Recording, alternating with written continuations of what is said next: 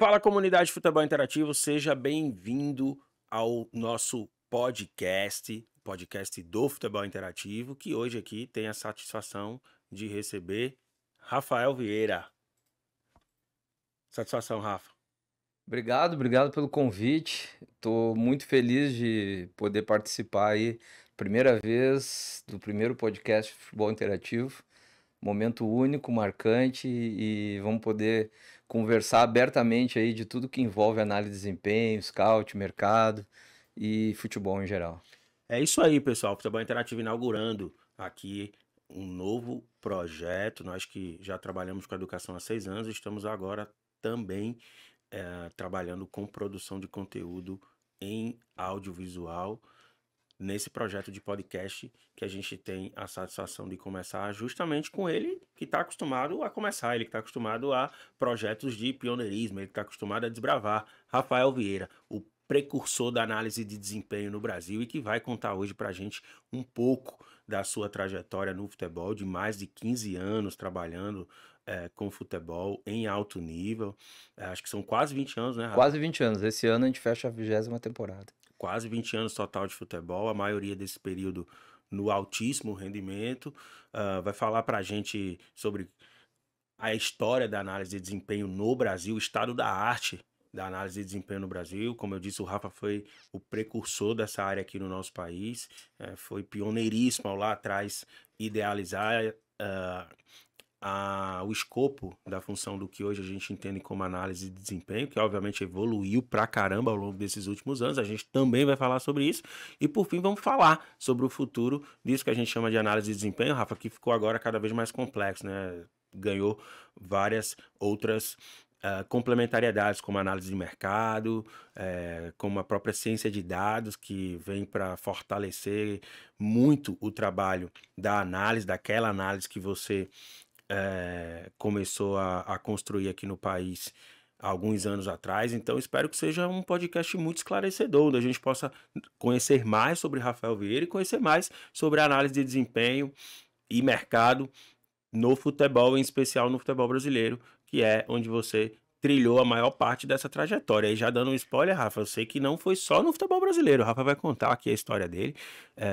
E teve passagens em diferentes partes do mundo, né? Tanto no continente sul-americano, como muito longe daqui também. Então, Rafa Vieira, fica à vontade para se apresentar, contar para o nosso público quem é o Rafael, e o que você tem feito aí, como que você tem contribuído para essa indústria do futebol, que tem mudado muito, Rafa, tem mudado muito, porque trabalhos têm sido feitos de maneira cada vez mais profissional, por meio de pessoas como você, que lá atrás idealizou, imaginou um futuro diferente para o futebol, e esse futuro se materializou, e está se materializando de uma maneira cada vez mais profissional, cada vez mais fundamentada, e acho que isso no final torna o futebol muito melhor. Então, tá com você a palavra. Bom, a gente se apresentar sempre é uma missão muito difícil e cria um certo constrangimento, mas quando a pessoa tem certeza daquilo que ama, a vocação daquilo que faz, a gente supera esse constrangimento e consegue falar de uma forma mais natural, né?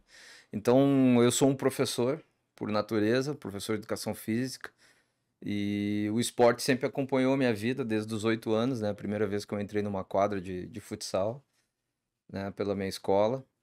E nunca mais eu saí de dentro do esporte, né? Desde até o momento de hoje. Eu tenho 46 anos e tenho a minha vida destinada ao esporte como vocação, como hobby, como prazer, como trabalho e tudo que envolve. Então, se eu pudesse me nomear, eu sou um professor, né? E é disso que eu vivo e é isso que eu mais amo, ensinar, né? Ensinar através do esporte. Né? Eu tentei ser jogador de futebol, como toda criança do nosso país, né? Aqueles que são mais talentosos conseguem chegar em mais alto nível, eu não consegui chegar, mas nunca me afastei da prática do futebol, né? Do futsal, e no futsal eu consegui chegar até a categoria adulto, né? E aí pratiquei por um ano e meio e aí percebi que eu tinha que me dedicar à profissão de professor e não podia dividir isso mais com a prática profissional, né? E dali para frente, então, me dediquei à faculdade de educação física, aos estudos e, e tudo que veio logo em seguida, né? O futebol, então, me oportunizou estar em muitos lugares, conhecer muitas coisas e trabalhar com muita gente, né? Então, quando a gente representa uma profissão, eu sei da importância que eu tive, que eu tenho para essa profissão, mas eu não fiz isso sozinho. São muitas pessoas que escreveram os capítulos da análise de desempenho, né? Que escreveram os capítulos aqui no país, são percussores como eu, aí tem N profissionais, então eu não me sinto assim uma pessoa, você é o responsável, não, de maneira alguma. Eu sei que outras pessoas participaram desse momento. Então, uma timeline rápida assim. Então, eu fiz a faculdade de educação física, fiz algumas especializações, fisiologia do exercício, teoria do treinamento esportivo, flertei com questões do mercado financeiro. Eu tenho uma especialização em bolsa de valores, porque meu pai trabalha nessa área. Então, eh, talvez não tenha diretamente nada ligado, mas tudo que a gente procura estudar, de uma forma ou de outra, te faz um ser humano melhor ou um profissional melhor, né? Então, essa é a minha formação acadêmica, né? A minha formação no futebol, na prática, né? Então, eu comecei como professor de escolinha, né? Lá no Rio Grande do Sul a gente chama de escolinha de futebol, né? São times aí a partir de 7 anos até 16 anos que participam de diversas competições. Depois eu fui trabalhar no futebol feminino, fui preparador físico, aí tu experimenta de tudo, né? Tudo que te é oportunizado, até chegar a ser treinador em categoria de base. Percebi naquele momento que o caminho para chegar, porque o cara quer sempre chegar no mais alto nível, né? Então, entre 1997 e 2003, eu percorri esse caminho da categoria de base, né? Então, eu fui até a categoria juvenil, né, que era sub-17 como treinador. E aí, no ano seguinte, 2004, eu tive a minha primeira experiência no futebol profissional, como auxiliar técnico de uma equipe da segunda divisão do Campeonato Gaúcho, que chama Brasil de Farroupilha. Aí ali eu pude experimentar, colocar tudo que eu tinha produzido como controles. Na época a gente chamava de controles, né? Não Sim. tinha esse termo na análise. Então eu gostava, sempre foi uma coisa que me despertou ter controle de tudo, índices. Muito eh, provavelmente, Rafael, influenciado pela preparação física e fisiologia, né? Muito, Que é um muito. termo muito comum a essas áreas. Muito. Então, a gente já consegue perceber que a análise, muito provavelmente, também teve influência dessa grande área, fisiologia, Certamente, preparação física. certamente.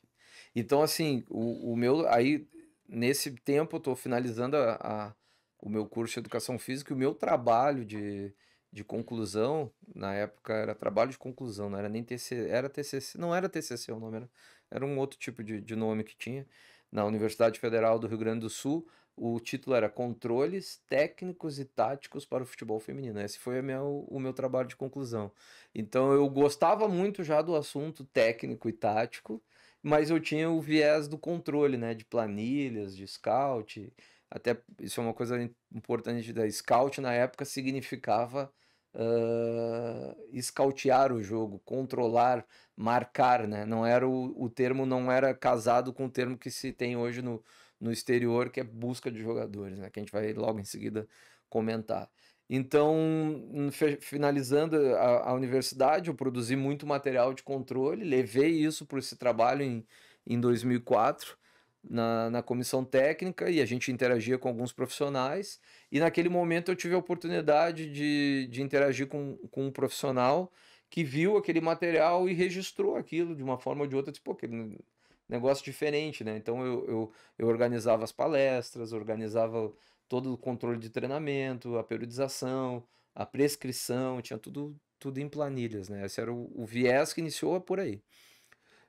No ano seguinte, esse profissional vai para o Grêmio, né? Hoje ele é diretor de futebol do Curitiba, é o William Thomas, né? Ele vai para o Grêmio e me convida para fazer parte da categoria sub-20 do Grêmio, né? Eu já tinha tido passagem nas escolinhas do Grêmio, na categoria de base do Grêmio, mas nunca consegui chegar no mais alto nível ali, que é o sub-17 e o sub-20 da base. Então, trabalhando com esse profissional lá, a gente iniciou a nossa trajetória no Grêmio, que foi a minha primeira experiência em clube grande, né, digamos assim, como auxiliar de tudo, né? A comissão técnica era um treinador, um preparador físico e um auxiliar físico e técnico, né? Então eu me encaixei nesse cargo. Então a gente fazia controle de peso de jogador, composição corporal, ajudava no treinamento, era o auxiliar de geral de tudo, né? Então foi aí que deu o start do Grêmio. A minha história se confunde muito com a história do professor Mano Menezes, né? Que é o treinador que me deu as minhas maiores e melhores oportunidades na carreira. Para a gente poder explicar isso de uma forma bem tranquila, há 2 anos antes desse 2004, não, na verdade entre 2002 e 2003, eu participava de um movimento na minha universidade de organização de alguns cursos de formação para alunos e pessoas de fora. Então a gente trazia convidados para dentro da universidade e esses convidados palestravam lá para os alunos e para algumas pessoas. Numa dessas oportunidades, o Mano foi um dos palestrantes. Legal. E aí os meus colegas ficaram assim, pô, mostra o trabalho para ele.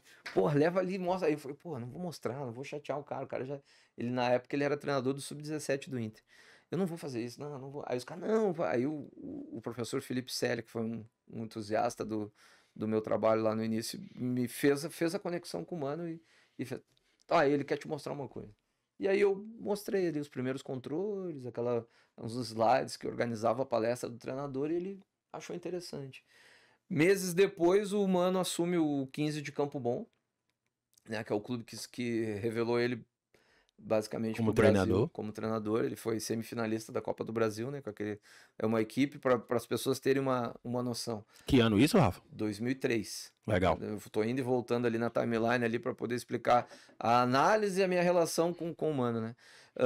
2003, então ele assume lá o 15 de Campo Bom, o próximo para virar o ano para 2004, e ele me chama para fazer uma espécie de entrevista. Nesse tempo, eu era professor de educação física numa escola, pelo período da manhã, e treinador do infantil de uma outra categoria, no Aimoré. Era um clube da região metropolitana. E o 15 de Campo Bom é uma cidade bem próxima a Porto Alegre. Eu me desloquei para lá e tal, conversei com ele. Ele falou: tem muito interesse de ter um auxiliar que seja responsável por fazer os scouts, me traga informação. Ele sempre foi um treinador com desejo de informação. E aí tem um gatilhozinho aí do que é a nossa profissão, né? Uma breve conversa, eu não estava muito preparado para essa conversa, sabe? Eu não tive uma formação específica que me preparasse para aquele momento. Sentar com um treinador, mesmo sendo treinador, e ter a capacidade de pular do infantil para o profissional. E ele me fez uma pergunta muito simples: você quer ganhar quanto? E aí eu não soube responder. Tinha que precificar o trabalho já ali. Eu não confesso para vocês que eu não consegui responder isso naquele É uma momento. pergunta difícil, tá, Rafa? E vamos ser sinceros, né? A gente não é educado, formado, né? Para saber precificar o nosso tempo, o nosso resultado, muito menos. Então, essa inclusive já é uma boa dica aí para todos aqueles profissionais que estão nos assistindo, né? Eu acho que essa é uma competência muito importante, a gente entender bem qual é o nosso valor. Claro, né? A gente precisa ser muito realista, né? Uma coisa é o valor que eu quero, outra coisa é o valor que o mercado está disposto a pagar. Perfeito. Mas é muito importante eu entender o que eu quero e quais são os resultados que eu preciso entregar para chegar naquele valor. Senão também fica uma coisa só utópica, né? E eu viro um indivíduo incompreendido. Então, imagino que ali já foi um momento desafiador para você, né? Do tipo, poxa, e aí, se eu ponho um preço muito alto, talvez ele me rejeite. Se eu ponho um preço muito baixo, talvez eu perca a oportunidade de ser mais valorizado aqui. E aí, o que você fez? O fato é que eu não consegui responder para ele na prática, né? Foi sincero. Foi, né? Eu disse, não sei, eu tenho que ver como é que é a minha rotina. Eu ainda sou responsável por uma equipe, e isso é algo que vem comigo e eu acho que é importante a gente dividir com os profissionais que estão vendo esse podcast. O profissional do futebol, ele tem uma responsabilidade com o seu grupo. Então, quando tu é o líder do grupo, no caso era bem pequeno, mas eu era o líder da minha categoria lá, né? Então, eu tinha responsabilidade com aquela categoria. Nós disputávamos o Campeonato Gaúcho na época, então tem meninos que veio de fora para jogar na equipe e tal.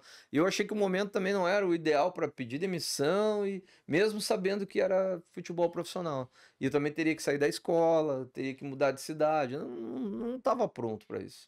Essa é a verdade. Então eu acho que serviu para um amadurecimento, serviu para conhecimento e tal. Mas ele ficou registrado o meu trabalho, né? Isso que é importante, porque logo ali Marcou. marcou, porque logo ali na frente nós vamos nos encontrar, né?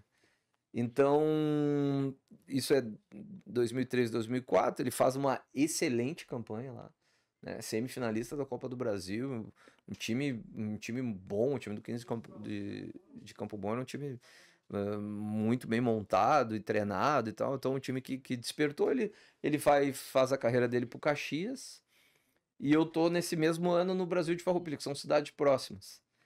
E a gente se cruza numa competição, e aí eu tô trabalhando de auxiliar do treinador James Freitas, que é uma espécie de um treinador que me acompanha na minha carreira, bastante tempo que eu trabalho com ele, é um dos meus melhores amigos, da pessoa que eu mais estudo futebol, a gente conversa todos os dias sobre futebol, troca informação.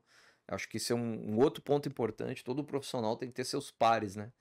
Então, não necessariamente tem vários anos que a gente não tá junto nos lugares, mas a gente continua sempre conversando e fomentando o futebol nos nossos encontros, né? Seja presencial ou por telefone. Então, esse profissional, eu fui com ele pro Brasil de Farroupilha, era o auxiliar dele, e a gente faz um jogo contra o Caxias pela Copa Rio Grande, que era uma Copa para movimentar o futebol no segundo semestre, né? E a gente tá com uma, com uma premissa lá de usar um sistema, na época, muito diferente, que era um sistema de linha de 3-3-3-3-1. Uma série de movimentações, quebrava alguns paradigmas na época, né? E muito influenciado pelo que o Bielsa fazia na seleção da Argentina. E a gente foi pro jogo e complicou o jogo contra o Caxias. E o Caxias já era um time da Série B do Brasil, muito maior que o Brasil de Farroupilha, que era da Série B do Gaúcho. Legal. E o Mano nos encontrou, conversamos. Pô, a gente acabou perdendo a partida, mas a gente complicou bastante, porque ele saiu com o time reserva e teve que botar alguns titulares para nos enfrentar naquele jogo.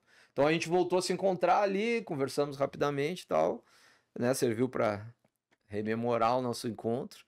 No ano seguinte, eu estou no Grêmio, ele está no Caxias. O Grêmio começa muito mal a Série B, que é a Série B que vai terminar na Batalha dos Aflitos, né? Sim. E o Grêmio define trocar a comissão técnica e contrata o Mano do Caxias. Nos primeiros 2 dias do Mano do Caxias, o Mano encontra o James, que já é na época, que era o treinador que eu trabalhei no Brasil de Farroupilha, era treinador do infantil do Grêmio. Porque muitas pessoas foram contratadas naquele início do ano de 2005 no Grêmio, inclusive eu, só que eu entrei no Sub-20 e o James no Sub-15 como treinador e eu como auxiliar no Sub-20.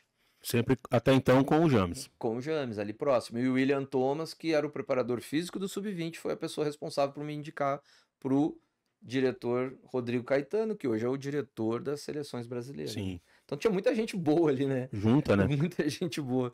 E isso aí ajuda, né? Então, numa troca ali de corredores, uma passagem, o Mano encontra o James e comenta onde é que tá aquele menino, tá contigo aí? Não, ele tá aqui no Sub-20. Diz pra ele passar aqui na minha sala que eu preciso falar com ele. Eu tinha 2 meses e meio de Sub-20. Recente acabada a Taça São Paulo, nós entramos, eu não fiz a Taça São Paulo, obviamente. A gente entrou, treinou ali, e o time tava iniciando o estadual da categoria. Ele me chama lá e pergunta, cara, tá saindo um auxiliar aqui e vai abrir uma vaga e eu quero colocar um auxiliar com essa responsabilidade, com aquele trabalho que tu fazia, mais dedicado à coleta de informação, de dados, e tu me ajuda aí no campo. Eu falei, pô, professor, isso aí é uma oportunidade mágica, né? Ele falou, então amanhã tu te apresenta ali ao seu Verardi, que quero tipo um gerente de futebol, supervisor de futebol e acerta tuas coisas e vem fazer parte do futebol profissional. Esse é o momento mais marcante, importante. A pessoa perde as estribeiras, né? Furei a parede do futebol profissional e da alta performance. Cheguei. Agora vem o segundo momento. O que eu vou fazer de trabalho para me permanecer que me garanta longa vida profissional, né? Então foi assim que eu cheguei. E aí a gente começa a Série B, já tinham 4, 5 rodadas a Série B, o Grêmio muito mal. E a gente começa o trabalho ali. Legal. E aí, Rafa, só para contextualizar, é nesse momento que você começa, então, a se debruçar sobre o que mais tarde, hoje, por exemplo, a gente entende como análise de desempenho, mas naquela época nem existia esse nome. Então, conta um pouco dessa história de como você precisou pavimentar esse caminho para chegar no que a gente hoje entende por análise de desempenho, já com algumas variações ou complementariedades, como é o caso da análise de mercado, a própria área de dados, que também conversa muito com a área de análise em geral. Então, explica um pouco de como foi essa construção, né, partindo desse teu início na comissão técnica da equipe profissional. Até então você era auxiliar do 20, recebe o convite do então treinador do Grêmio na época, Mano Menezes, para assumir aquilo que vocês não sabiam ainda nem dar nome. Nem dar nome. Bom, aí então a gente começou o primeiro registro em carteira de trabalho, está escrito assim na minha carteira, né? Auxiliar para a elaboração de scouts. Legal. É isso que está escrito lá. Né? Então, isso em 2000, depois de um tempo, em 2008, veio a mudança e a necessidade do nome. Aí vocês vão entender por que chegou nesse nome. Scout era um nome geral, né, do mercado internacional em geral, Rafa, que se dava para essa função de observação. Isso, que aqui era mal interpretado, entendeu? Não tinha, né? O nome não era adequado ao que era, né? Então se falava uma coisa aqui, mas se executava outra fora. E o que a gente fazia aqui, que costumeiramente nós chamávamos de o trabalho dos olheiros, estava muito próximo disso, Rafa? Ou já naquela época você também via muitas diferenças? Estava próximo, existiam pessoas que eram os observadores, né? Mas se nomeava observador técnico. Já naquela época? Já naquela época. Então, assim, muita gente já executava esse trabalho, tem pessoas que estão até hoje aí no mercado, né? E o trabalho normalmente gerava assim, tinha um cinegrafista no clube, que fazia as edições, e tinha um observador do treinador, que era o observador técnico. Normalmente essa pessoa era uma pessoa de muita experiência, que já tinha rodado algumas coisas de campo, e ele incorporava na comissão para olhar o adversário. Legal. Né? Eu acho que o benefício do desenvolvimento da análise de desempenho foi processar isso tudo num único departamento, entendeu? E eu considero, cara, o nascimento... Não é que eu inventei, não é isso que eu considero. Eu considero a ideia que me veio à cabeça foi numa situação muito específica. Eu vou poder dividir com vocês. Num determinado momento, entre 2005 e 2006, eu saí para tomar um café no shopping com o auxiliar do Mano, que é o Sidney, e a gente encontra um empresário no shopping e convida ele para sentar com a gente para tomar um café. Esse empresário se chama Sandro Becker. Ele tinha um relacionamento muito bom com não é o Borussia, o Bayer Leverkusen, com alguns jogadores dele que jogavam no Bayer. E aí o Sidney falou, o Rafinha tá aqui trabalhando com a gente, ele tá fazendo isso. E o cara, pô, tu sabe como é que funciona isso na Europa? Eu falei, não. Tu pode me mostrar? E ele puxa e me mostra, cara. E aí ele me mostra a sala de análise do Bayer Leverkusen. 12 televisões acompanhando, mapeando o mundo inteiro. E todas as pessoas, aquilo me deu um insight, né? Eu disse, opa, cara, existe muito mais coisa além da fronteira, né? A gente usa uma expressão lá no sul, depois do Mampituba tem o mundo, né?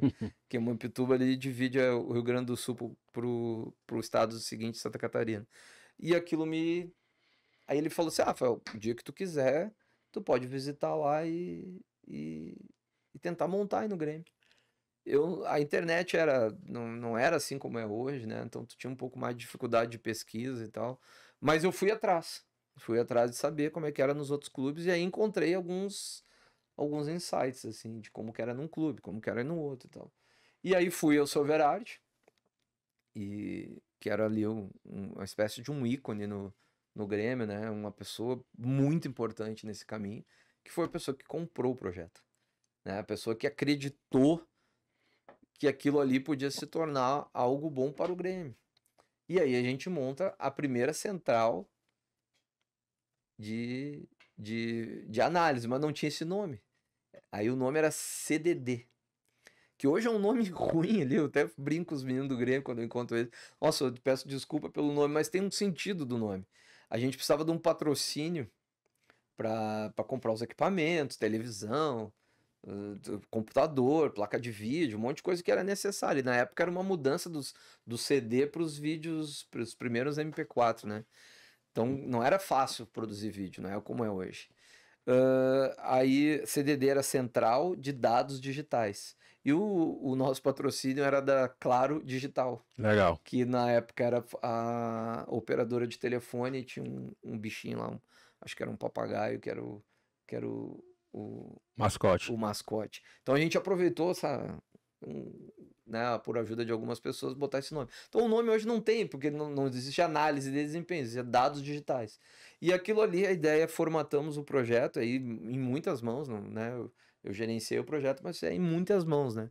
Da gente criar um ambiente condutivo dentro do clube que produzisse ciência, que produzisse conhecimento e produzisse dados que os treinadores pudessem usar. E aí foi o start do projeto. Foi assim, desse jeito. Legal demais, Rafa. E conta um pouco pra gente de como era isso que estava começando a se entender por análise de desempenho na época. Traga, por exemplo, alguns números, se você tiver, lembrar, de quantas pessoas nos primeiros anos trabalhavam com isso que você começou a chamar de análise de desempenho e principalmente como que você viu essa construção ao longo dos últimos 15 anos, mais ou menos, né, Rafael? Nos últimos 15 anos isso evoluiu bastante. Eu comecei eu e mais um estagiário. Aí eu fui pela primeira necessidade. Eu precisava de alguém que me apoiasse nas questões de informática, né, na época, de organização de pastas, arquivos, renderização de vídeo era uma coisa que tomava muito tempo. Então eu precisava de uma pessoa que me fizesse esse suporte. Como eu estava direto no campo e com o treinador, eu tinha que ter algumas coisas pré-prontas, né? Tipo, o jogo chegava por um CD, a pessoa tinha que renderizar o CD, passar para um arquivo, subir para um arquivo de edição. Aí ali já começou a aparecer as primeiras necessidades de catalogar as imagens, de nomear as coisas. Foi surgindo. E aí é muito legal que o meu primeiro estagiário, hoje ele é ator, né? Ele até fez Game of Thrones. Ele é mais conhecido por fazer Game of Thrones do que trabalhar na análise. E ele é um cara que me deu muito suporte, ele é músico. E aí tinha aquela necessidade de fazer os DVD dos jogadores, né? Sim, Então, um dos viés que a gente usou na época para pagar o projeto é que a gente, quando vendesse um jogador, nós tínhamos que entregar um produto para o time qualificado. E sim. aí a ideia, o projeto se pagou por isso, que eu tinha que entregar um vídeo promocional, um vídeo qualitativo das coisas que o jogador fazia e um relatório estatístico. Então, Era o kit ali. esse era o kit. E esse cara me ajudou muito, principalmente na questão da edição. Era um cara especialista nessa área. Não era muito do futebol, era mais dessa área. Então esse é o cara que começou comigo.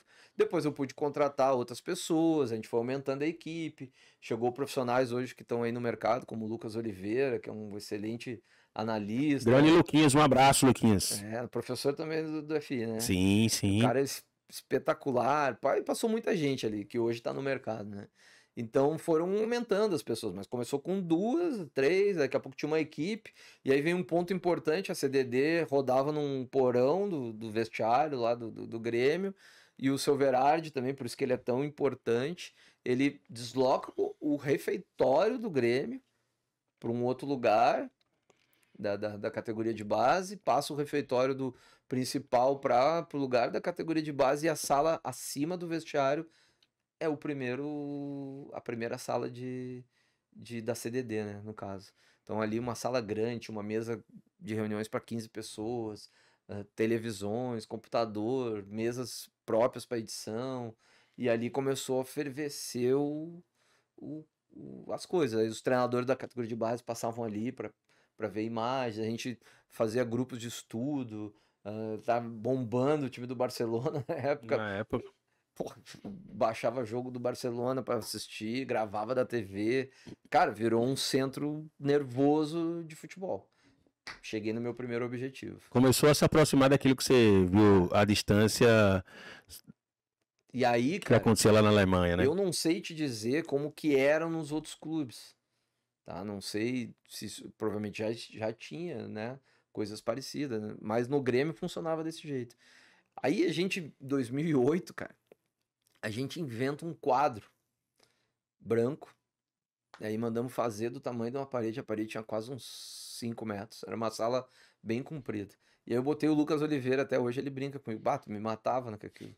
Cara, eu quero todos os jogadores brasileiros que jogam no exterior catalogados aqui, para os treinadores passarem aqui, olharem eles e depois, esse cara aqui foi meu jogador, vamos trazer esse cara pro Grêmio. Lembrar, no mínimo. No mínimo lembrar. E aí eu catalogava os caras por ordem de importância. Alemanha, Bayern, tem esse brasileiro. Leverkusen, tem 3 brasileiros. E aí mapeava tudo, mas era tudo com ímãs e etiquetados na parede.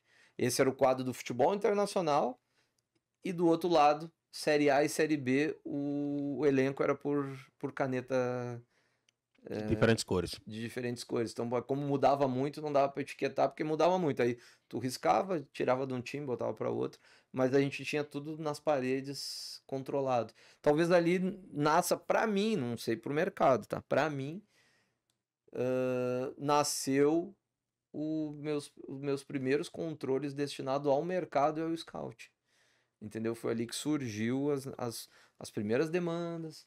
E aí as pessoas até lá, então, as contratavam de um jeito. O treinador pedia, ou os diretores iam ao mercado e contratavam o jogador. No máximo a gente baixava os vídeos do jogador, ou renderizava de um CD, né? Na verdade, as pessoas mandavam um CD, a gente renderizava e mostrava pros caras. Mas aí não partia da gente, ó, o George joga desse jeito, ele faz isso. Não tinha uma análise qualificada. E a gente começou a fazer isso, né? Ó, em Portugal tem um jogador que tá jogando a Série B de Portugal que tem tantos gols, tá chamando a atenção, esse aqui é o vídeo dele.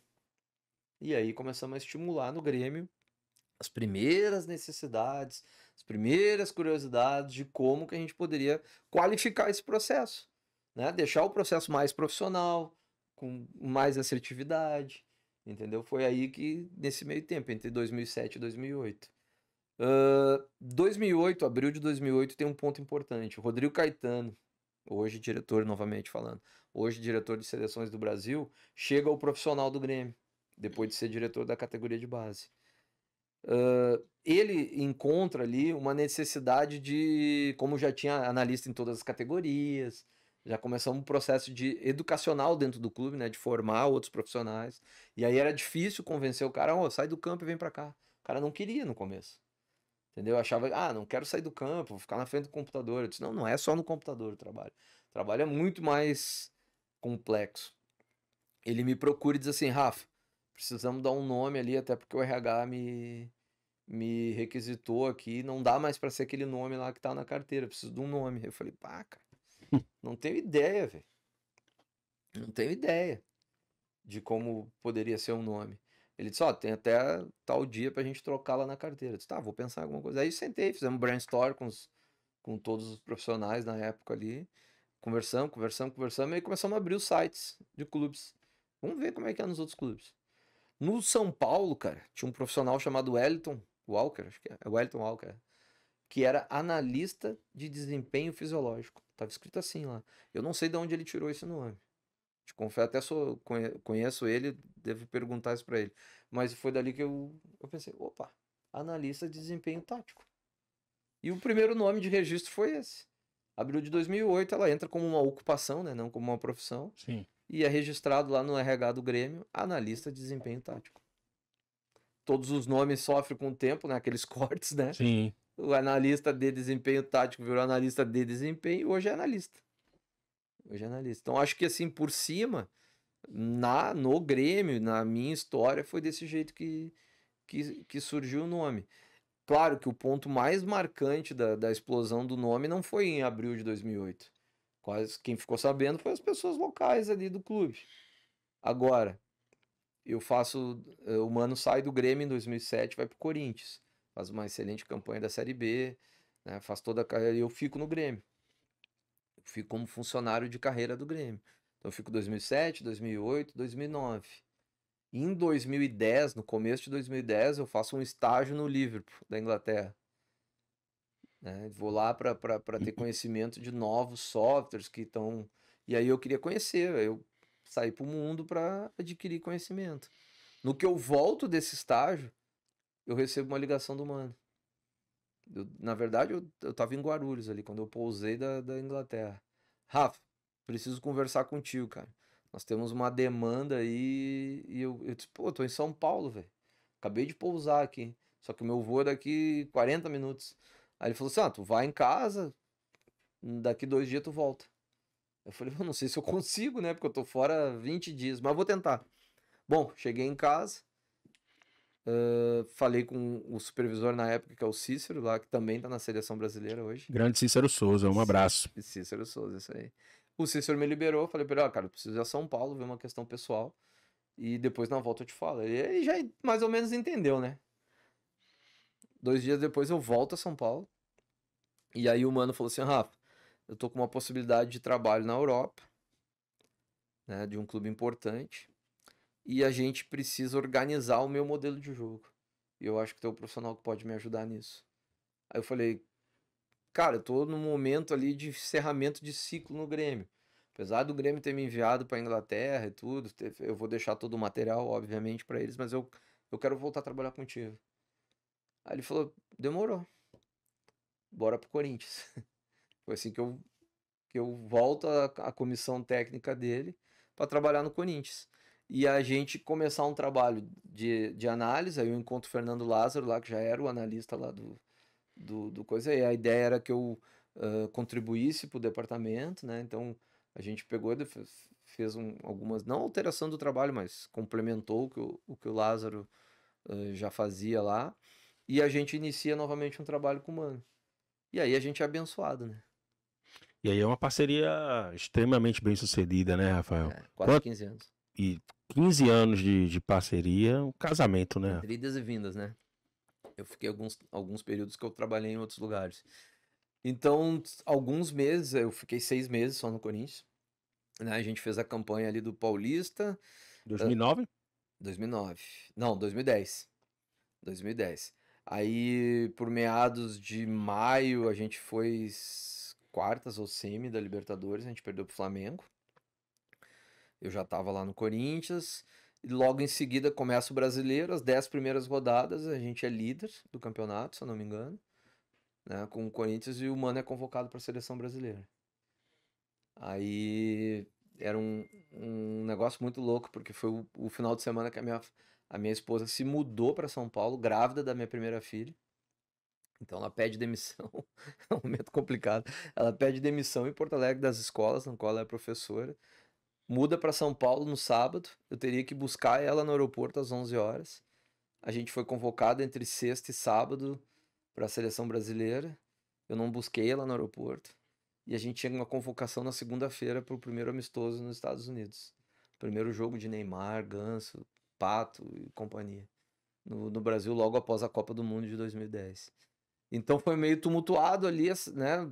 Tinha um jogo contra o Guarani, eu acho, no domingo. Tinha que preparar o jogo, tinha que preparar a lista. Segunda-feira viajava para o Rio, segunda, 1 da tarde, era a primeira convocação.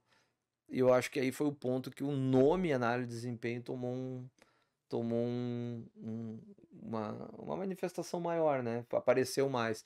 Porque quando o Mano é perguntado na coletiva, quem é a tua comissão técnica? Aí tem um detalhe que aqui dá pra contar porque é bastante história. Eu tava aqui em São Paulo, eu tava com cabelo grande, barba pra fazer, não tava muito bem alinhado, né? Trabalhando bastante, né, Rafa? Trabalhando bastante, exatamente. A gente é convocado, cara, eu vou no Shopping Janópolis aqui perto, né? Nós estamos até próximo aqui. E vou cortar pelo menos o cabelo, né, velho? Fazer a barba. Eu tomei uma pegada ali, o preço não era o normal que eu tava acostumado. Mas beleza, mais ou menos eu não tinha nem terno pra ir segunda-feira, eu fui de calça jeans e camisa polo, assim. Eu não tava preparado pra uma convocação da seleção brasileira.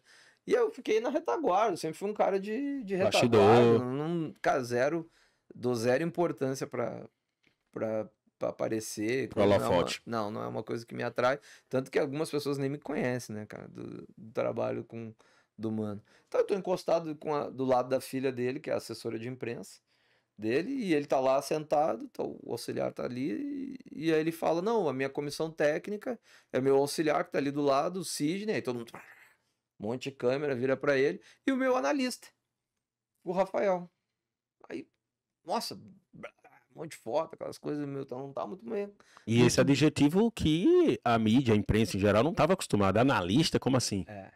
Aí bombou ali o nome, pergunta o que é isso, é um membro da comissão, o que faz e tal. Aí deu uma oportunidade, eu fiz algumas entrevistas, né, algumas reportagens e tal, aí deu para explicar um pouco ali. E nisso o mercado se inflou, velho, abriu uma possibilidade, entendeu? Talvez os caras do clube que já executavam ganharam o nome, talvez clubes que não tenham ganharam essa pessoa. E aí bombou, cara. Graças a Deus hoje tem todos os clubes da Série A, B, C, entendeu? Devido a essa convocação, essa amostragem lá, eu vejo por aí, o nome fluiu, cara. O nome fluiu como uma possibilidade de trabalho. E aí hoje é uma vertente, um mercado a gente já falando né, um pouco do futuro. Hoje a análise de desempenho acho que já tá mais abrangente, né? Ele é um departamento de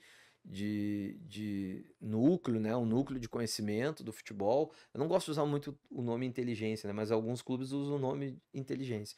E aí algumas vertentes, né? Algumas vertentes que surgem desse nome. Legal.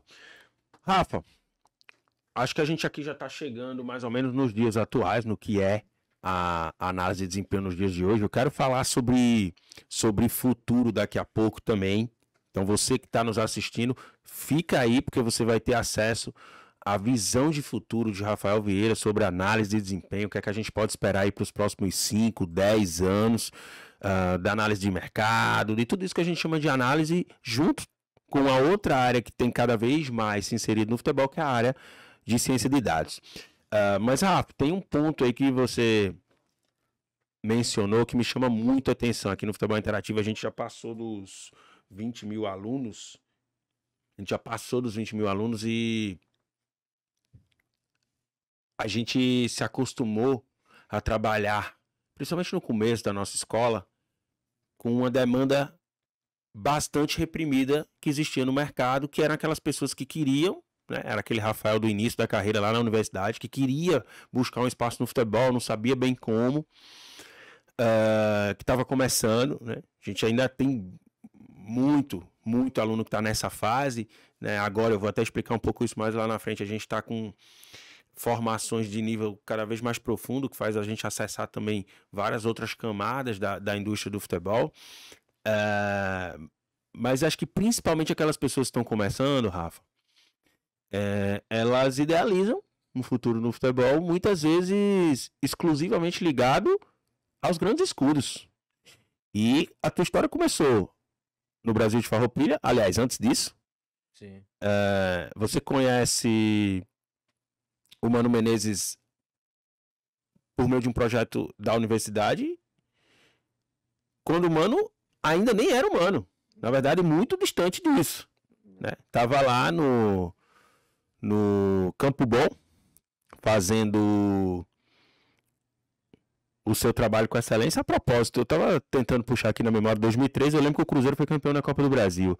Ele saiu na semi... 2004. Ah, 2004. Essa campanha de 2004. Ele perde pro Santo André, que faz a final com o Flamengo e vence no Maracanã. Aquele Santo André de Sandro Gaúcho, toda aquela galera. E aí, Rafa, eu queria que você falasse um pouco sobre a importância de começar, de dar o primeiro passo, porque foi isso que você fez. E eu vejo, Rafa, que essa é uma das grandes armadilhas no desenvolvimento de carreira de qualquer profissional. E, diferentemente da tua geração, da minha geração, a gente tem uma geração atual que tem muito acesso à informação. Muito acesso. E isso, por consequência, também gera expectativas muito altas. de que, por exemplo, esse estágio que você teve lá no Liverpool em 2010 vai ser amanhã já, vai ser no primeiro dia que ela decidir trabalhar com futebol. Então eu queria que você voltasse um pouco no tempo e se conectasse com o Rafael lá do passado, que não começou no futebol na seleção brasileira, que não conheceu o Mano Menezes quando ele já estava no Grêmio. Muito antes disso você precisou pavimentar um caminho. Queria que você comentasse um pouco sobre isso, sobre a importância do primeiro passo, seja lá onde for, se puder obviamente ser no Grêmio, ser na seleção, que bom, mas a gente sabe que essa não é a realidade da esmagadora maioria das pessoas. E nem tem como ser, né, Rafa? Tem espaço para todo mundo. Não tem como ser. Então, eu queria que você falasse um pouco sobre a importância de dar o primeiro passo. Porque acho que, inclusive, se é o teu sonho, por exemplo, trabalhar no Grêmio, na seleção brasileira, no Corinthians, só para citar alguns clubes que o Rafa já mencionou hoje aqui ao contar a sua trajetória, acho que trilhar essa trajetória passo a passo vai te permitir no final valorizar ainda mais cada conquista. Então acho que esse é um recado importante, principalmente para as novas gerações que nos ouvem, que nos assistem agora e podem aprender com a tua trajetória de mais de 20 anos de futebol, Rafael. Eu acho que hoje as pessoas, é claro e evidente, que tem mais oportunidade. Né? A oportunidade está aqui. Então, tem jogo de segunda a segunda e jogos de diferentes níveis, né? Com um acesso muito mais fácil. Eu fui criado tu vê na Bandeirantes o futebol italiano, né, que era o que nós podíamos consumir na época, e os nossos campeonatos que sequer tinham calendários definidos, né? Um ano era de um jeito, outro ano era do outro. Aí um ano que era a Copa João Avelange, depois voltava o Campeonato Brasileiro. Hoje o cara sabe em início do ano que vai ter tantos jogos no ano e que o brasileiro vai ter aquelas rodadas, né? Não era assim antes, né? O clube era rebaixado, não necessariamente jogava segunda divisão. Cara. Mas beleza, cada época é sua época, temos que respeitar isso. E que bom que evoluiu, né, Rafa? Ainda bem que a gente deixou pra trás aí um passado. Os estádios são excelentes, muito melhores, né? Sem dúvidas. Tudo vai mudando, né, com as possibilidades. O Brasil teve Copa do Mundo, então isso aí vai aumentando, vai melhorando. Então, talvez um time no interior serviu de treinamento para uma seleção, ele ganhou um campo bom de treinamento, um estádio melhor e tal. Então teve melhorias, são notórias. Mas em relação às pessoas, o que a gente deve fazer, eu acho que eu sempre coloco nas vezes que eu posso contribuir, dar aula, 3 elementos que são importantes para a pessoa que quer trabalhar. Então é a matriz, os conceitos e a expertise. Vou começar pela última, a expertise. O que é expertise? É vivência, né? Participação, experiência. Então a pessoa tem que estar envolvida no esporte, de alguma forma. Rafael, quer dizer que eu não sou do esporte, eu não tenho chance? Não, existem muitas vertentes. Hoje a ciência de dados te permite pessoas que não têm expertise na prática esportiva tá contribuindo e muito bem, né? No desempenho ali, na quantificação, nos scouts, etc.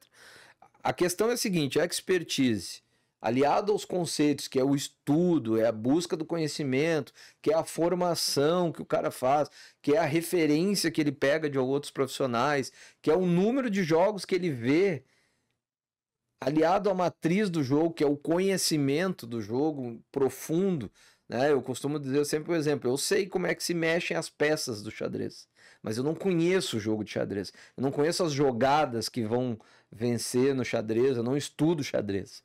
Entendeu? O futebol não, eu conheço as jogadas, eu procuro saber as fases, eu quero entender o momento, eu quero as novas perspectivas. Um treinador faz uma coisa diferente, isso me mexe comigo, eu tenho que saber o que a pessoa está fazendo, eu tenho curiosidade de busca de conhecimento. Então vamos lá, uma palavra-chave, curiosidade. Um analista tem que ser curioso, ele tem que ter entendimento, não pode estar acomodado. Rapaz, o que está acontecendo com o Arsenal esse ano de diferente dos outros anos? Ele tem que ir lá olhar os jogos, véio.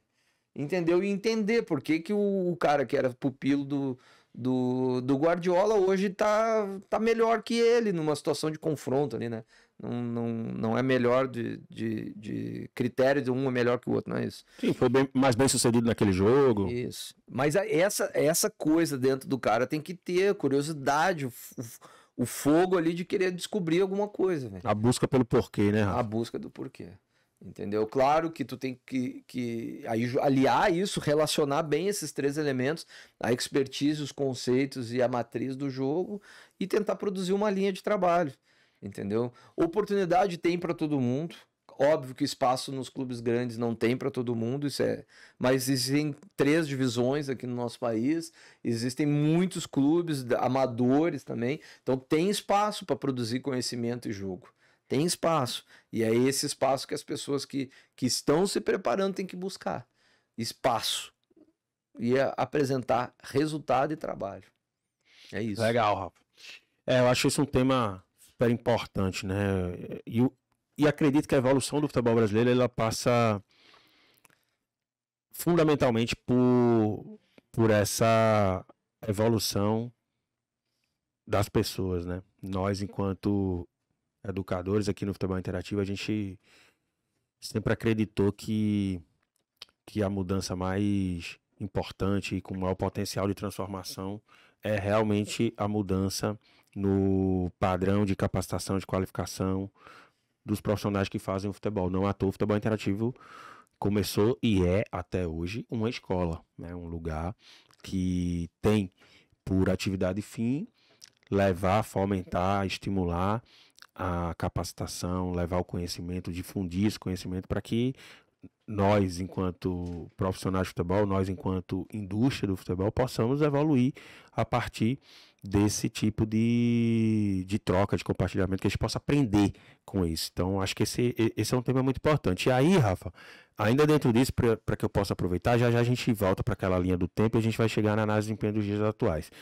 Mas eu queria que você falasse o que você encontrou no Liverpool de 2010. Você foi lá fazer um estágio, a gente está falando de 15 anos atrás, você tinha começado a construir, a delinear o que hoje a gente chama de análise de desempenho, né? Começou lá no CDD, que você explicou bem, depois virou análise de desempenho tático, enfim, explica como você chegou lá no Liverpool e foi o que você encontrou lá, como é que o Rafa saiu de lá em 2010. Boa. Antes de eu explicar essa questão, só queria deixar um depoimento em relação ao fomento das escolas de formação. Eu, né, como vim dos bancos acadêmicos, da Escola de Educação Física e fiz diversos cursos por aí, sempre fui uma pessoa que apoio isso. Você sabe, há 2008 isso? Quando nós nos conhecemos? Não, 2018. 2018, desculpa. Final de 2018, lá em Belo Horizonte. Inclusive, a gente se conheceu, tá? Até, acho que isso é um detalhe importante, né, pra gente... O Steve Jobs, ele dizia que a gente só conecta os pontos olhando para trás. E hoje a gente está aqui em São Paulo, o Futebol Interativo tem 6 anos de escola. Você tem vários anos ministrando formações na área de análise, né? Você não só... deu os primeiros passos da análise na prática, mas contribuiu também com a formação de inúmeros analistas que hoje estão no mercado, enfim.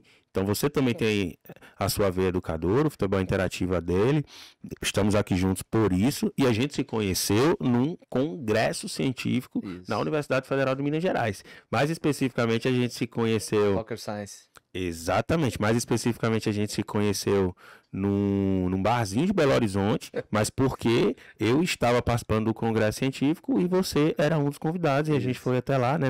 Naquela ocasião eu e mais algumas pessoas que faziam futebol interativo na época, e te interrompemos lá, você estava conversando com o Dudu Bressani na época, acho que o Dudu já estava na seleção. Já era o analista da seleção de base e hoje ele é o analista do André Jardine no América do México. Pois é, e você na época analista do Cruzeiro. Do Cruzeiro. Final de 2018, o futebol interativo estava nascendo, né? E a gente se conheceu naquela ocasião. Mas você... Aí a gente trocou informação e tal, telefone. O Jorge era de Natal, a minha irmã mora em Natal já há quase 10 anos. E eu fui dar uma entrevista para eles lá, uma participação. Mas o que eu queria dizer é o seguinte, eu sou um apoiador, cara. Mas assim, veemente de instituições, independente dos modelos de negócio, eu sempre falo isso pro Jorge, eu sou um apoiador da formação. Toda vez que me chamarem para situações dessas, eu vou atender, porque eu acredito nisso. Eu acredito que você que está nos assistindo, se procurar uma boa escola como Futebol Interativo, ou demais aí que tem no mercado, não é propaganda nem jabá, é de coração que eu tô falando, você vai melhorar, você vai sair melhor do que entrou. Você vai receber informação, você vai receber referência. São inúmeros profissionais que vão passar pela tua vida, que vão te ajudar a construir o teu futuro. Né? Então, é isso que eu queria dizer, deixar essa declaração da importância da tua escola, da importância do futebol interativo para muitas pessoas, da importância de dar oportunidade para todo mundo. Né? Ontem a gente, numa live, né, conversou com um menino lá de um lugar longe, ele querendo oportunidade, eu disse, continua, insiste, e que tu vai chegar. Agora, só força de vontade não resolve nada. Força de vontade com capacidade, com estudo e uma pitada de talento que está em todo mundo, você chega no resultado que você quer. Isso que eu queria falar para todo mundo e deixar compartilhado aí com os ouvintes do futebol interativo. Tremendo, Rafa. Acho que por isso que eu fiz questão de pontuar como a gente se conheceu, porque fica fácil entender por que a gente tem visões afins, né? Ou seja, próximas, similares. A gente já estava, você como instrutor, como formador, participando de ocasiões que tinham como objetivo fomentar o desenvolvimento do futebol. E naquela ocasião eu estava ali como ouvinte, como participante, para aprender. A proposta, a gente estava no evento Soccer Science da UFMG, idealizado por um grupo de professores, especialmente o professor Varley Costa e o professor Gibson Moreira, que naquela ocasião eram os líderes desse congresso que aconteceu por alguns anos na Universidade Federal de Minas Gerais. É um congresso importante, muita gente boa palestrou naqueles 2 dias, né? Sim. Foi muito legal. E aí, como eu estava no Cruzeiro, eu pude participar. Mas voltando ao assunto do Liverpool, né? O objetivo do Grêmio eram 2, né? Primeiro, qualificar os seus funcionários, vendo situações de fora. E segundo, o Grêmio já tinha planejado a arena, né? Que hoje está lá. E precisava coletar informações de alguns estádios, como que era as questões das câmeras e questões mais técnicas. Então eu fui com esses 2 objetivos. E ao mesmo tempo melhorar o que eu via de futebol. Então o treinador na época do Liverpool era o espanhol, Rafa Benítez, né? O time era um bom time, e tinha o Lucas Leiva, que foi nosso jogador no Grêmio, que me permitiu o acesso às dependências e fazer esse estágio. E novamente o William Thomas, né, que era o treinador pessoal do Lucas, né, fiquei na casa dele e tal, ele me proporcionou essa situação de poder estagiar. O que eu vi lá? Eu vi muita coisa processada de uma forma melhor, aí me despertou a necessidade de melhorar os nossos processos, tanto no scout quanto na análise. Então lá já eram coisas separadas, né? Eu pude ter contato com os analistas, né, daquele nível, e eu fui para verificar 2 softwares, que ambos não existem mais. Que é a natureza do processo é esse, os softwares vão sendo superados, né? Mas eu fui para ver esses 2 softwares de perto, o funcionamento e ter acesso às pessoas que vendiam. Hoje, esse é mais um ponto. Hoje os softwares batem na porta dos clubes, né? Naquela época tu tinha que ir um pouco atrás, né? Não tinham representantes no Brasil, era uma situação um pouco diferente, né? Tô me sentindo um pouco velho aí, né? Com essas declarações, E mas quando era você isso. saiu de lá, Rafa, o que ficou assim? Ah, cara, Era outro mundo? era outro mundo. Tu vê, eu podia assistir 4 jogos na Premier League e 2 na UEFA, né? Ele não tava na Champions, era aquela, na época era UEFA League, né? Sim. Eu tinha um outro nome, não me lembro. Cara, o mundo abre, né? O mundo abre para situações que tu tem acesso a um jogo de outro nível, outro tipo de nivelamento de jogador. Cara, vim super empolgado e ver os treinamentos, como os caras se comportam, conhecer o CT. É aquela coisa, né? Um estágio é sempre produtivo. E essa área de análise, de fato, era muito mais evoluída? Como que eles Em termos de faziam lá? trabalho, assim, na prática, era muito próximo, assim. Eles tinham alguns processos mais qualificados, né? Em termos da entrega do resultado, eu vim com uma... A gente não tinha o feedback, assim, direto naquela época ainda como é hoje, entendeu? Aí eu vi algumas coisas lá que eu trouxe para o trabalho do Grêmio, que era participar um pouco mais do retorno da informação, né? Depois que tu coletou, que tu anotou, avaliou, interpretou, apresentar melhor os resultados. Eu vim com essas coisas mais fomentadas. E foi basicamente isso que me despertou maior, assim, né? Na volta desse estágio do livro. Legal. E aí, Rafa, a gente... Você contou um pouco da tua trajetória ali até a seleção, né? Então imagino que ali a análise ganhou uma visibilidade muito maior. Você explicou bem, a mídia começou a falar sobre isso, né? Na hora que o Mano fala, ó, o Rafael é meu analista, todo mundo quis entender. E aí conta um pouco do que você viu acontecer com a área de análise de desempenho de lá para cá. A gente está falando aí do intervalo de 13 anos aproximadamente. Eu acho que foi justamente o período no qual mais cresceu essa área no Brasil e eu acho que eu posso dizer que no mundo também. Então, conta pra gente o que você viu acontecer, como que isso se desenvolveu e o quão importante isso foi para a evolução do futebol. Nesse momento, então, tu começou a ter, quando já frequentando a seleção, e aí os jogos são mais espaçados, né? Tu não tem aquela rotina diária de produção, então tu acaba estudando mais, produzindo melhor, né? Com mais qualidade. Então, nesse momento, começou a ter algumas requisições de aula, que é uma coisa que não era comum, né? Apareceu um curso do exterior que veio para o Brasil para fazer uma formação. Foi aí que eu entendi que scout não era muito bem o que a gente falava, lá fora era um pouco diferente, sabe? Eu comecei a dar aula para esses cursos e pessoas foram se interessando no assunto e cada vez mais tendo analistas nos clubes, né? Então os clubes foram abrindo situações para oficializar essa situação. Claro, já tinha pessoas lá que faziam, se reorganizaram, né? E a gente tem aí contato com todo mundo até hoje, é muito legal, né? Ver todo mundo bem aí nos clubes, às vezes trocando de clube, isso aí faz parte da profissão. Então foi isso, foi fomentando, foi aumentando. Aí a gente faz 2 anos e 8 meses na seleção, a gente, logo depois que a gente consegue montar o time, nos tiraram, né? Faz parte do futebol, a gente tem que entender.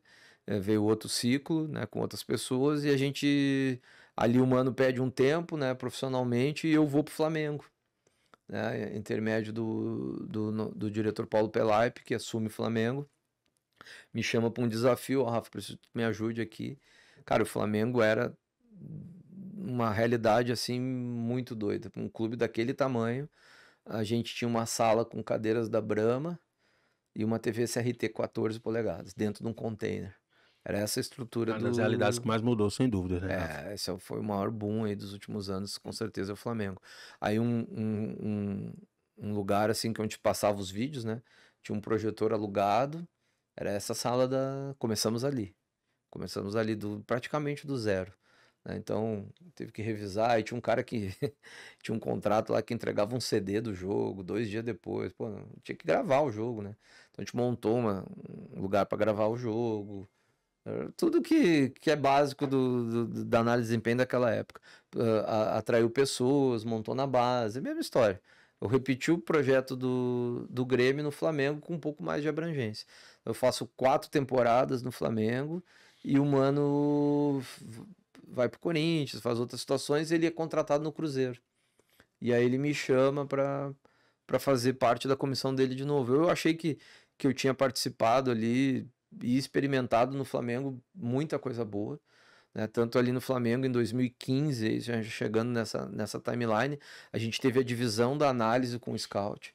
Aí outros 2 profissionais tocaram o scout separado da análise, e eu fiquei como coordenador só da análise e o Marcos Biasotto do mercado. Isso tudo se juntava e a gente fazia uma cogestão do Sinfla, que eu acho que até hoje está lá, né? Centro de Inteligência e Mercado do Flamengo, alguma coisa assim, é o nome. Então o Sinfla gerava toda essa... Tinha 2 coordenadores e gerava todas as informações. Mas ali separou, o Scout e o Mercado separou no Flamengo naquela época. Novamente, é um exemplo do que eu passei, não significa que nos outros lugares foi desse jeito. Então profissionais já começaram a se especializar, uns em análise tática e técnica da equipe, do adversário. Olhando para dentro. E análise de desempenho. E o pessoal do scout buscando jogadores, comportamentos e uma efusão de olhando para fora. todo mundo na mesma sala. Era divisão de trabalho, mas a gente trabalhava todo mundo junto. Aí na época tinha o Carlos Eduardo, o Cadu, que hoje é analista lá do Coxa, tinha o Bebeto, que hoje é auxiliar técnico do Botafogo de São Paulo, outros profissionais passaram por ali. Então, assim, era muita gente, né, conversando. O Fabrício Souza, que hoje é o head scout do Grupo City no Bahia, o Marcos Biasotto. Então é muita gente boa ali, é um negócio legal. E ali eu perdi uma das coisas que eu sou ruim, né, cara, nisso. Eu perdi tal, eu tinha a foto, mas eu perdi uma das melhores fotos que eu poderia ter para exemplificar o nosso trabalho. Nós conseguimos montar dentro de um container gigante lá, que tinha era o maior container do Flamengo. Que lá no fundo tinha uma mesa, um computador Mac, e que era para base. E eu vi várias vezes o Zé Ricardo fazendo intervenção com o Vinícius Júnior, cara. Uma das vezes eu saquei uma foto lá. Só que eu perdi essa foto aí num assalto que eu tive no Rio de Janeiro lá, eu acabei perdendo a foto. Não tinha como guardar. Talvez seria uma foto marcante, assim, né? Emblemática, né? Temática, era o Zé Ricardo fazendo correção com o Vinícius Júnior, e o Vinícius Júnior no sub-14, sub-15 na época, eu acho. Ele era menorzinho. E ele fazendo uma correção ali de algumas questões de comportamento do jogador. Pra quem não sabe, o Zé Ricardo foi treinador do Flamengo nas categorias de base, inclusive, acho que em todas as categorias, né, Rafael? Ele e o Dudu Bressani fizeram toda a ascensão. Foi muito legal, cara. Legal, profissional de alto nível e excelente treinador aí. Foi até o profissional, teve resultados e tal. Hoje tá no mercado. Então, assim, ali fez todo sentido, sabe? Eu disse, cara, eu cumpri meu papel. Tá tudo funcionando, tudo rodando. E aí, no final do ano de 2015, eu vou pro Cruzeiro, e que eu considero o meu doutorado, assim, onde eu cheguei com o trabalho e os processos maduros, né? E as implementações já com os atalhos, sabe? Eu já sei como eu tenho que fazer na categoria de base, eu já sei como eu tenho que juntar as pessoas para ser os analistas, e a gente pôde fazer um trabalho, e aí sim, vitorioso, né? Então, junta qualidade com vitória, né? A gente conseguiu fazer 2 títulos de Copa do Brasil em sequência, que foi, acho que, o único time que conseguiu isso até hoje. 15 e 16. Não, 17 e 18. 17 e 18. 17 e 18. E aí até metade de 19 eu fico no Cruzeiro. Eu fico na cidade, porque eu gostei muito de Belo Horizonte. Sigo na cidade, o Mano veio pro Palmeiras, eu fico, trabalho no Atlético Mineiro. Alguns meses, vem a pandemia, eu fui... aí a minha única demissão, além da seleção brasileira, foi no Atlético Mineiro, um dia antes do fechamento da pandemia lá. O Atlético Mineiro perde um jogo para os Afogados, e eles resolvem trocar a direção, e aí eu também me desligaram. Eu não pude nem completar o trabalho, que a gente estava começando a treinar os analistas e tal. Eu não pude completar o trabalho lá no Atlético Mineiro. Então, aí vem o período da pandemia, muito difícil. Nesse meio tempo aparece a Arábia, eu volto a trabalhar com o Mana, a gente faz a nossa primeira experiência internacional no Al Nassr, né? Hoje o time é do Cristiano Ronaldo. E aí foi muito legal, né, cara? Isso é bacana demais, tu poder ir para fora do país, ver outra cultura, outras coisas. E aí também trabalhando os dois departamentos, análise e mercado. Os árabes estavam iniciando esse fomento por jogadores, né? Eles queriam saber quem eram os melhores jogadores que estavam aqui na América do Sul, no mundo e tal. E depois a gente trabalha no Bahia ainda juntos. Não, antes no Bahia, depois no Al Nassr. E aí no Al Nassr eu tomo uma decisão pessoal, né? Que eu disse pro Mano, ó, agora eu vou tomar um outro rumo. Eu acho que minha vida útil como analista está chegando a um fim de um ciclo. E aí eu dei esse exemplo para ele. Eu fui um jogador frustrado, porque eu não me esforcei suficientemente para aquilo que eu queria. Então eu vou te pedir autorização para me fazer outro tipo de trabalho. Ele a gente é amigo, se fala direto. Ele me autorizou e eu pude trilhar um outro caminho. Aí eu fui ser especificamente head scout, né, nesses últimos anos. Aí eu faço... depois da Arábia, então, Atlético Paranaense, Cerro Porteño no Paraguai, volto para Curitiba, na cidade de Curitiba, que é onde eu moro hoje, e aí vou fazer o meu segundo ciclo no Cruzeiro até dezembro, e hoje eu estou novamente num período de transição profissional. Legal demais, Rafael, baita trajetória, parabéns, né? Com certeza uma trajetória muito inspiradora para todos aqueles que nos assistem, ouvem agora. Sensacional. O que é que a gente pode esperar para o futuro da análise, Rafa? A gente falou muito de como essa área foi construída, né? Essa tua visão de médio e longo prazo lá atrás para a área que te permitiu construir os processos, até dar nome à área, enfim, pavimentar todo esse caminho para hoje a gente ter esse cenário completamente diferente, né, Rafa? Uma área que evoluiu muito, sem dúvida, a área que mais contratou nos últimos anos, a área que mais cresceu dentro do futebol.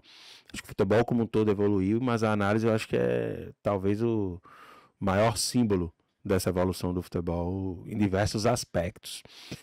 E o que é que a gente pode esperar para o futuro, Rafael?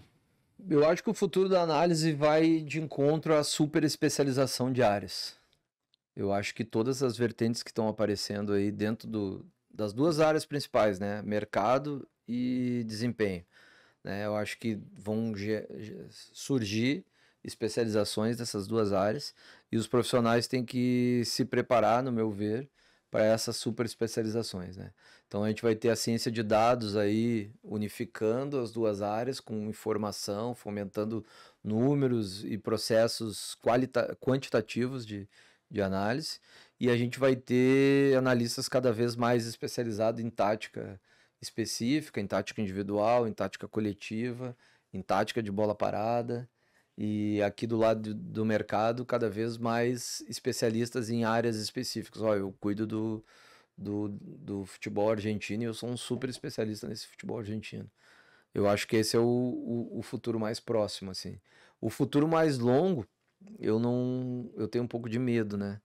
Porque não sei se a tecnologia não vai tomar conta aí dos processos, né, a inteligência artificial, o aprendizado de máquinas, os big datas aí não vão tomar a frente desse processo. Aí eu, sinceramente, eu não consigo te fazer esse exercício de futurologia aí, porque não tenho essa capacidade. Mas então o recado que eu posso deixar para o futuro é: se especializem, escolham aquilo que mais gostam. E isso passa muito por esse momento que eu tô vivendo. Estou me especializando em bola parada, Legal, que isso é um tema também tá muito. bombando no mundo, né? E eu não escolhi porque tá bombando no mundo. Eu escolhi porque nos últimos anos, pro técnico Mano Menezes, eu sempre estava atrás do gol, fornecendo as informações para ele, os gráficos, né, as fotos, né, para os jogadores ver. Aquilo me despertava um negócio diferente, eu gostava de fazer aquilo, entendeu? Então eu percebi que aquilo precisava de uma super especialização e é o que eu estou fazendo. Estou fazendo um curso na Espanha, né, de especialista em bola parada, e é o que eu estou procurando. Aliado a isso, eu estou ainda em definição se eu vou trabalhar na coordenação técnica, que é um assunto que me atrai, saber quais conteúdos se desenvolver, tanto na formação quanto no profissional. O controle disso, né? Aumentar a legitimidade das coisas no clube de futebol, e é isso que eu estou procurando, e tô num processo de me readaptar, né, na verdade. Legal, Rafa. Acho que tem vários caminhos, como você exemplificou bem. Se você fosse recomendar alguns deles, quais você enfatizaria? Por exemplo, se você fosse recomendar para o teu filho que quer trabalhar com futebol, teu sobrinho, né, que eu sei que você tem lá em Natal, que quer trabalhar com futebol, dentro dessa área de análise aí. Aliás, vamos pensar na área técnica e tática como um todo, porque as áreas estão muito próximas umas das outras, né? Você falou, por exemplo, sobre coordenação técnica, que também está muito perto do Sim. que a gente entende por coordenação metodológica, mas que não é análise, mas está ali próximo. O que você acha que vale a pena o pessoal ficar de olho aí em relação à tendência? Você já citou algumas, né? Bolas paradas, mas queria que você explicasse um pouco mais para o pessoal ficar atento e explorar, buscar saber sobre, buscar aprender. Cara, cai para dentro dos jogos, né? Tá tudo de segunda a segunda aí, várias ligas, as top 5 estão disponíveis nas televisões aí pra gente ver. Tem YouTube para baixar, para assistir novamente depois que passa. Tem muita coisa disponível. Então é se aprimorar, fazer as formações, é importante, novamente ressaltar. Façam as formações, procurem referências no mercado, né? Tem inúmeros profissionais aí com capacidade de ser referência para todo mundo, né? Procurem identificar os conceitos, leitura, né, obrigatória aí do mercado de Portugal e Espanha, principalmente, né, alguns professores da Universidade do Porto, né, são referência, né, no termo de desempenho, orientação didática de futebol, né, aí eu ressalto o professor Júlio Garganta, acho que é a maior autoridade de comportamento tático e teórico aí, referência mundial. Alguns professores aqui no Brasil, o professor Israel, o professor Varley, né, os irmãos ali que são ícones, né, dentro das suas áreas. Eu sempre tenho os meus orientadores me acompanhando, né, da época da faculdade. Então, o professor Cícero, o professor Alberto são minhas referências teóricas, né? Nem foram o meu orientador oficial, mas são os meus orientadores da vida, né? Então, toda vez que eu vou a Porto Alegre, eu tomo café com eles, eu troco artigos com eles. Então, esse é um caminho. Não parar de procurar conhecimento. Então, a dica que fica aí pro cara que quer começar, em frente, busque, troque ideia. Hoje a gente tem ferramentas de rede social para procurar, para pesquisar e cai para dentro dos jogos, meu. Assiste tudo que pode assistir. Legal, você citou aí o professor Varley e o professor Israel. Eu tive o privilégio de ser aluno dos dois. Do Varley na UFMG, né, na disciplina de pós-graduação, e do Israel lá em Viçosa, também numa disciplina de pós-graduação que eu fui lá cursar como aluno especial daquela disciplina, né? Eu não estudava na universidade, mas fui como aluno especial, ou seja, todas essas recomendações do Rafael eu endosso, porque realmente são verdadeiros cientistas do futebol. E se tratando de formação, Rafa, vocês têm aqui no Futebol Interativo essa oportunidade de se aprofundar, de evoluir no que diz respeito às carreiras profissionais de vocês. Eu estou deixando aqui na tela agora um QR Code para todo mundo que tem interesse na área de análise de desempenho e mercado. Aqui nesse QR Code você vai ter acesso a todas as formações de futebol interativo nessa área, desde o MBA, que é a formação de nível mais profundo que a gente tem hoje, até formações mais iniciais, que inclusive vão te proporcionar oportunidades de experiências práticas, sejam experiências presencialmente, sejam experiências remotamente. Essa também é uma das possibilidades que a gente tem aqui no Futebol Interativo, para que a sua formação ela seja completa. A gente tem uma metodologia que nós denominamos aqui conhecimento pela prática, Rafael. Qual que é a ideia? É o aluno aprender fazendo, é o famoso mão na massa, né? Era isso que eu observava ao longo da minha formação, que me permitia evoluir, crescer, me desenvolver mais rapidamente. Era unir o conhecimento teórico, por exemplo, a partir das referências que você citou, e estudar, ir lá fora estudar a literatura portuguesa. E lá fora, que eu digo, não necessariamente precisa ir lá, tá, pessoal? Mas aí buscar essa literatura. A internet encurtou bastante esse caminho. E buscar essa literatura, por exemplo, em Portugal, na Espanha, como você falou, em língua inglesa, que inclusive é onde está a maior parte da literatura científica mundial no futebol e em qualquer área. Então, ler e, de preferência, falar e compreender inglês também é muito importante. Já fica essa dica aí para você que quer levar o teu desenvolvimento de carreira para os mais altos níveis. A maior parte da literatura de alto nível está em língua inglesa. Então, acho que essas são boas dicas, e aqui no Futebol Interativo vocês vão ter o seu parceiro de desenvolvimento pessoal e profissional no futebol, a escola com a qual você pode contar. Então, nesse QR Code aqui, você vai ter acesso às formações do Futebol Interativo na área de análise de desempenho e mercado. E aí, Rafa, você me dizia sobre a importância que a formação teve, né? O que você diria para aquelas pessoas que estão em formação agora, que estão iniciando a formação?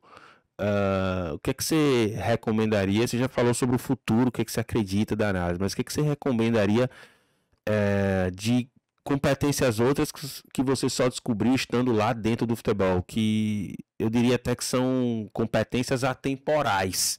Isso não só diz respeito aos próximos 5, 10 anos, mas sempre vão ser competências fundamentais. Talvez sejam princípios que o Rafael aprendeu que são fundamentais para o trabalho bem feito, trabalho em alto nível. Você trabalhou no alto nível, né? Você fez parte, liderou equipes de alto nível, como as equipes dos clubes que você citou, né? Como foi o trabalho, por exemplo, numa seleção brasileira, né? 15 anos do lado de um dos treinadores mais vitoriosos da história do futebol brasileiro. Você, como analista, é um dos profissionais mais vitoriosos do futebol brasileiro. Que tipo de dica você deixaria para os nossos ouvintes, telespectadores, que são dicas atemporais, né? Quando você fala do futuro da análise, bola parada e tal, eu entendo que isso são tendências, né? Talvez daqui a um tempo a gente vai estar falando de outra coisa, mas eu entendo que tem valores, que tem princípios basilares no desenvolvimento de carreira de um profissional que não muda em função do tempo. Imagino que ao trabalhar em alto nível você aprendeu muito sobre. Eu acho que a pessoa percorre o seu caminho profissional fundamentado nos seus valores pessoais, né? Então tu carrega aquilo que tu aprendeu em casa, né? Aquilo que os seus pais ou as pessoas que te educaram te passam, e você interage e adquire os valores das pessoas que passaram pela tua vida, né? São as pessoas que te formam, e talvez isso te acompanhe pro resto da vida, até você sair desse plano. Então, seja uma pessoa de cabeça aberta, seja uma pessoa humilde sempre, né, para ter capacidade de aprender. Ninguém sabe tudo, né? Eu sempre me posiciono desse jeito, eu acho que eu não sei tudo. E aí, quando eu me relaciono, por exemplo, com analistas mais jovens, eu vejo que eu tenho ainda a capacidade de aprender, né? Aqui no Curitiba eu tive a oportunidade de trabalhar com um menino de 18 para 19 anos, que é um fenômeno na análise. Ele me despertou, aí eu disse, opa, eu tenho que começar a correr atrás de outras coisas, porque o mundo está muito rápido. Então não percam essa capacidade de aprendizado, de busca, de conhecimento e de curiosidade em cima do jogo, né? Ressalte os seus valores humanos, seja uma pessoa do bem, né? O meio do futebol não é um meio fácil, né? Então eu espero ter percorrido aqui na minha carreira sem nenhum problema pessoal com ninguém. Acho que isso é motivo de orgulho. Então, né, ser uma pessoa que consiga flutuar aí nesse ambiente sem ter nenhum tipo de problema pessoal. Então, é isso que eu deixo como mensagem, né? Que a pessoa carregue os seus valores e exalte ser uma boa pessoa e transforme o futebol em algo sempre melhor, né? Não perca a esperança de fazer um futebol melhor. E isso passa por uma formação. Eu sou entusiasta da formação e da boa capacidade de formação dos profissionais. Legal demais, Rafael Vieira. Você falou tanto de informação que eu vou trazer mais uma novidade. Essa aí não estava planejada não, mas vamos fazer o seguinte, todo mundo que está nos assistindo, nos ouvindo agora, que vai a partir de agora seguir ou já segue o Futebol Interativo, basta mandar uma DM lá no nosso perfil do Instagram, vai no perfil do Futebol Interativo, @FutebolInterativoBR, @FutebolInterativoBR, segue a gente se ainda não segue. Você que já segue, vai na DM e manda uma mensagem com o nome podcast. Mandou essa mensagem com o nome podcast, automaticamente você vai receber um e-book gratuito do Futebol Interativo. Ou melhor, vou deixar melhor, tá, Rafa? Vai ser uma dobradinha. Você não só vai ganhar um e-book, mas você vai ganhar um diagnóstico de carreira. O Rafa falou aqui, por exemplo, sobre as várias possibilidades dentro da área de análise. Esse diagnóstico vai te ajudar a entender com qual dessas possíveis sub-áreas você mais se identifica. Se é mais scout, mercado, se é mais desempenho, eventualmente a área de bolas paradas, que já foge um pouco mais do que a gente chama de análise, mas está dentro ali daquela dimensão técnica-tática que existe no mundo do futebol. Então, vai lá no perfil do Instagram do Futebol Interativo, @FutebolInterativoBR, manda um ADM com o nome podcast, escreve lá na nossa DM podcast, e automaticamente você vai ganhar um e-book sobre análise de desempenho e também um diagnóstico de carreira. Rafael Vieira, já são mais de 80 minutos aqui, estamos quase finalizando o nosso podcast, são quase 90 minutos, né? Quase uma partida de futebol, e eu queria que você pudesse, então, se despedir. Em nome do Futebol Interativo, gostaria de agradecer a tua participação. O Rafael hoje está aqui em São Paulo para realizar uma formação presencial do Futebol Interativo de um dia, né, exclusiva para alunos do Futebol Interativo, né? A gente está criando uma comunidade aí agora também no presencial. Então esses eventos inicialmente são só para alunos do Futebol Interativo, mas daqui a pouco vai ter muita coisa para quem também ainda não é aluno e quer ser. Obrigado, Rafa. Obrigado pela tua participação, pela parceria de sempre, né? Como a gente lembrou hoje aqui, são 6 anos de parceria, e espero que a gente possa realizar muito mais aí em prol do futebol brasileiro. Jorge, obrigado aí pela oportunidade de estar dividindo a minha história com todos vocês, com o Futebol Interativo. Espero acompanhar vocês por muito tempo. Estou sempre à disposição do que for melhor para o futebol e para a formação do futebol. Estou sempre à disposição, sabe? Pode contar comigo. E agradecer ao público aí que nos ouviu durante esses 90 minutos. Espero que tenha sido um tempo agradável e que todos vocês que ouviram saíram melhor do que quando entraram. Tá bom? Um abraço, uma boa sorte para quem deseja sucesso no futebol e só desejar coisas boas. Excelente. Eu ainda nem sei, Rafael, né? Qual vai ser a sequência do nosso podcast aí, se esse vai ser o primeiro que a gente vai soltar, mas só para deixar registrado que esse é o primeiro podcast gravado aqui do Futebol Interativo. Então, piloto 00. Exatamente, estamos aqui em fevereiro de Muito 2025, não sei se ele vai ser exatamente o primeiro a ser postado, ser publicizado, mas é o primeiro a ser gravado, ainda não tem nem nome, né, Rafa?